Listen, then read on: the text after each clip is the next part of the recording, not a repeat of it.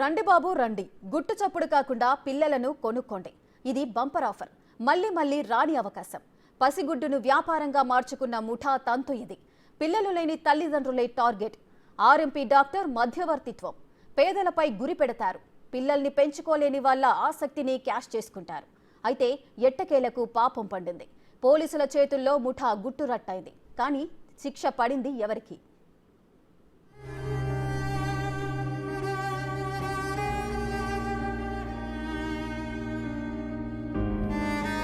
అంగట్లో పసిబిడ్డలు. ఒక్కో పసిగుడ్డు ధర 5 లక్షల వరకు.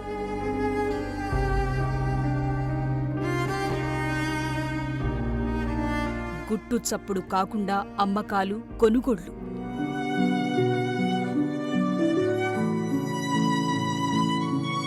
పసిగుడ్డు విక్రయాలను వ్యాపారంగా మార్చుకున్న ఆర్ఎంపీ వైద్యురాలు. చట్టం చేతిలో ముఠాగుట్టు రట్టు. పిల్లలను రక్షించిన పోలీసులు.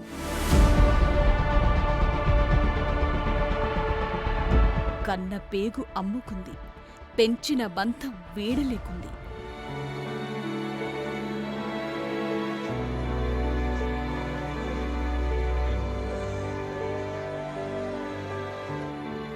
దత్తత నిబంధనల ప్రకారమే జరగాలంటున్నారు అధికారులు.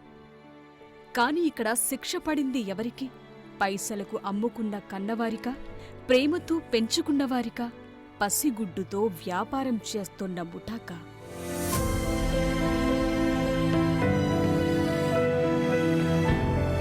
హైదరాబాద్ శివారులో పిల్లలను అమ్ముకునే ముఠాగుట్టు రట్టయింది. రాచకొండ పోలీసులు సుమారు 16 మంది పిల్లలను ముఠా నుంచి రక్షించారు. రక్షించిన పిల్లలను శిశువిహార్కు తరలించారు పోలీసులు.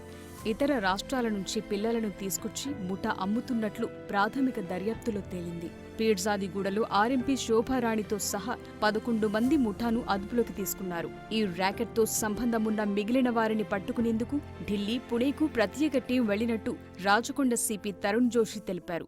వాళ్ళకి కొంచెం వేరే రాష్ట్రాల నుంచి ఇక్కడ తీసుకుంటున్నారు.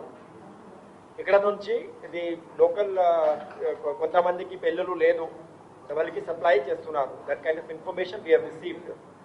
So as per the information మా పోలీస్ వాళ్ళు ఇది ఒక లేడీ శోభారాణికి అరెస్ట్ చేశారు.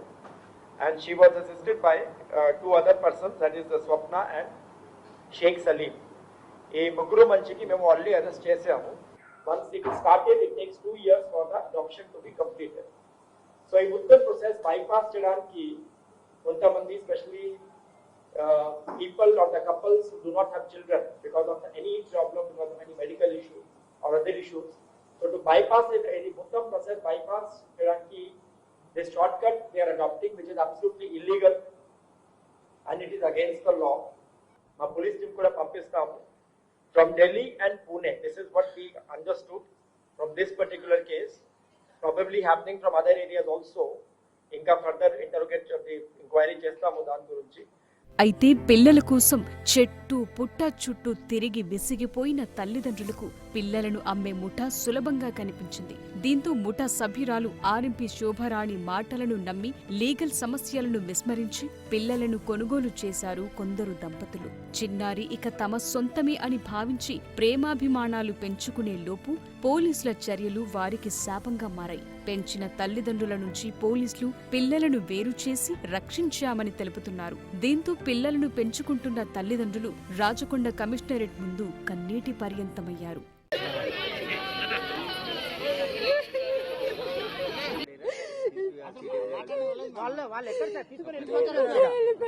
ఇప్పుడు 40 లోపల తీసుకొచ్చి వాళ్ళు ఇచ్చేసారు, తీసుకెళ్ళిపోయారు. ఎక్కడ తీసుకెళ్లారు? పిల్లడేడి దగ్గర పిల్లడు కావాలి. ఇప్పుడు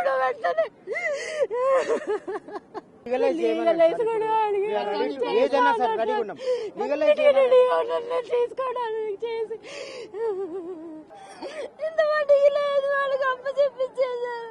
మమ్మల్ని ఏదన్నా అడిగితే మేము సమాధానం చెప్పగలం. మమ్మల్ని అడగకుండా వారిని పిలిపించి పిల్లల్ని పంపించేస్తే తల్లిదండ్రులు ఏమైపోతామండి? మాకు చావు తప్ప వేరే గత్యంతరం లేదండి.